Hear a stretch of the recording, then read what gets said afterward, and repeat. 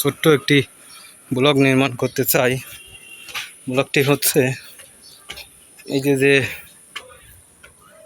ইয়াটি বেয়ে আমি উঠতেছি, এটি হচ্ছে ৬০ গম্বুজ বাগেরহাটের খানজা আলী রহমতুল্লাহ আনহু-এর অন্যতম প্রকৃতি ৬০ গম্বুজের সামনাসামনি যে ওভারপাসটি করে দেওয়া আছে ওয়াকওয়ে বা ওভারপাস, তো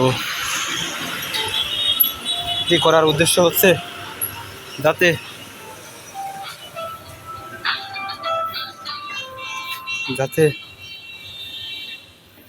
ইয়ে না হয়, অ্যাক্সিডেন্ট না হয়। এখানে একটু ভিড়ভাট্টা বেশি হয় এবং যাতে অ্যাক্সিডেন্ট না হয় সেজন্য এই জায়গা এটি করে দেয়া। তো